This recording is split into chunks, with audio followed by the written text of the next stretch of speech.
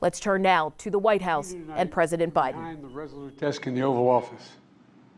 In this sacred space, I'm surrounded by portraits of extraordinary American presidents.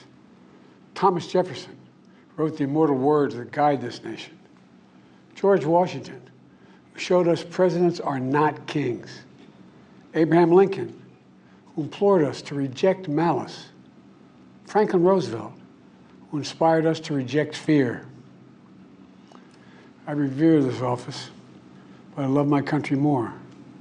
It's been the honor of my life to serve as your president.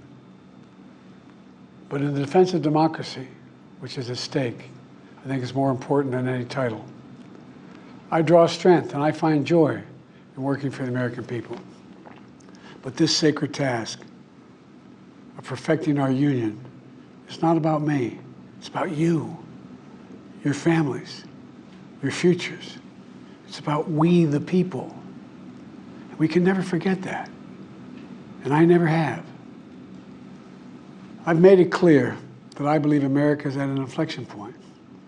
One of those rare moments in history when the decisions we make now will determine our fate of our nation and the world for decades to come. America's going to have to choose between moving forward or backward, between hope and hate, between unity and division. We have to decide, do we still believe in honesty, decency, respect, freedom, justice, and democracy?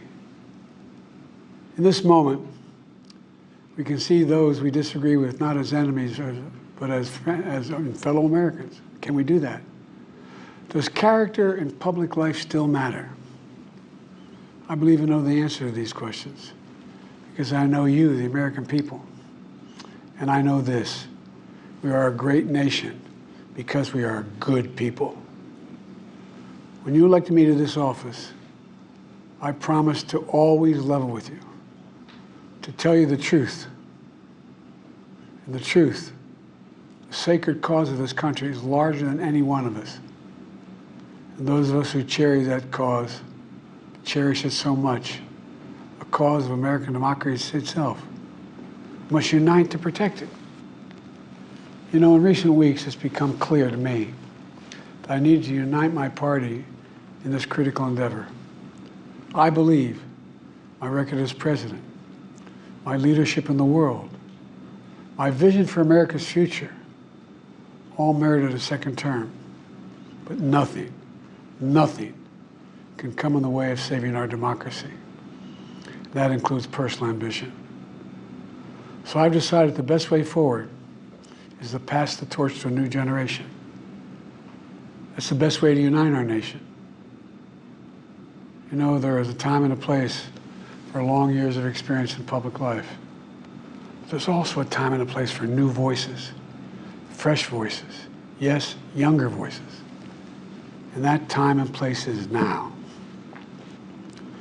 Over the next 6 months, I'll be focused on doing my job as president. That means I'll continue to lower costs for hardworking families, grow our economy. I'll keep defending our personal freedoms and our civil rights, from the right to vote to the right to choose. I'll keep calling out hate and extremism. Make it clear there is no place in America for political violence or any violence ever, period. I'm going to keep speaking out to protect our kids from gun violence, our planet from climate crisis that is the existential threat. And I will keep fighting for my cancer moonshot so we can end cancer as we know it, because we can do it. And I'm going to call for Supreme Court reform because this is critical to our democracy, Supreme Court reform. You know, I will keep working to ensure America remains strong and secure and the leader of the free world. I'm the first president in this century to report to the American people that the United States is not at war anywhere in the world. We'll keep rallying a coalition of proud nations to stop Putin from taking over Ukraine and doing more damage. We'll keep NATO stronger, and I'll make it more powerful and more united than any time in all of our history. I'll keep doing the same for our allies in the Pacific. You know, when I came to office, the conventional wisdom was that China would inevitably surpass the United States. That's not the case anymore. And I'm going to keep working to end the war in Gaza, bring home all the hostages, and bring peace and security to the Middle East and end this war. We're also working around the clock to bring home Americans being unjustly detained all around the world. You know, we've come so far since my inauguration. On that day, I told you, as I stood in that winter, we stood in a winter of peril and a winter of possibilities. Peril and possibilities. We were in the grip of the worst pandemic in the century. The worst economic crisis since the Great Depression. The worst attack on our democracy since the Civil War. But we came together as Americans, and we got through it.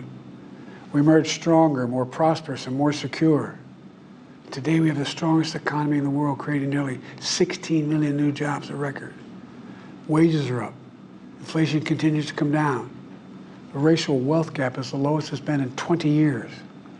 We're literally rebuilding our entire nation, urban, suburban, rural, and tribal communities. Manufacturing has come back to America. We're leading the world again in chips and science and innovation. We finally beat Big Pharma after all these years to lower the cost of prescription drugs for seniors. And I'm going to keep fighting to make sure we lower the cost for everyone, not just seniors. More people have health care today in America than ever before. And I signed one of the most significant laws helping millions of veterans and their families who are exposed to toxic materials. You know, most significant climate law ever in the history of the world. The first major gun safety law in 30 years. And today, the violent crime rate is at a 50-year low. We're also securing our border. Border crossings are lower today than when the previous administration left office. I've kept my commitment to appoint the first black woman to the Supreme Court of the United States of America. I also kept my commitment to have an administration that looks like America and be a president for all Americans. That's what I've done. I ran for president 4 years ago because I believed and still do that the soul of America was at stake. The very nature of who we are was at stake. And that's still the case. America's an idea. An idea stronger than any army, bigger than any ocean, more powerful than any dictator or tyrant. It's the most powerful idea in the history of the world. That idea is that we hold these truths to be self-evident.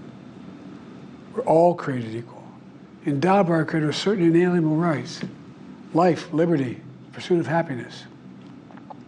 We've never fully lived up to it, to this sacred idea, but we've never walked away from it either. And I do not believe the American people will walk away from it now.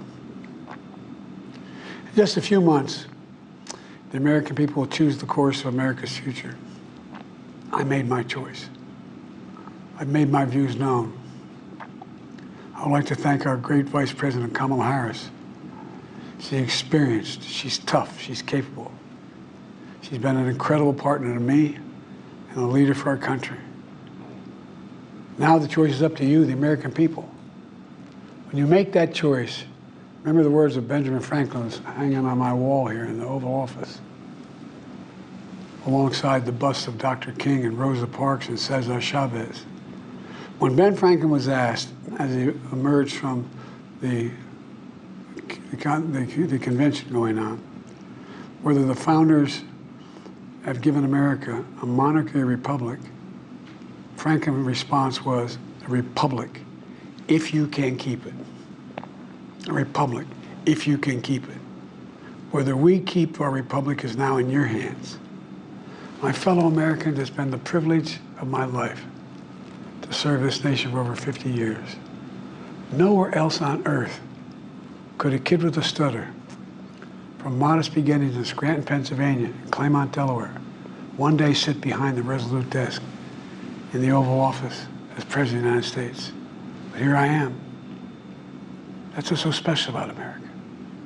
We're a nation of promise and possibilities, of dreamers and doers, of ordinary Americans doing extraordinary things. I've given my heart and my soul to our nation, like so many others. I've been blessed a million times in return with the love and support of the American people. I hope you have some idea how grateful I am to all of you. The great thing about America is here, kings and dictators do not rule, the people do. History is in your hands. The power is in your hands. The idea of America lies in your hands. We just have to keep faith, keep the faith, and remember who we are. We're the United States of America, and there's simply nothing beyond our capacity when we do it together. So let's act together, preserve our democracy. God bless you all, and may God protect our troops. Thank you.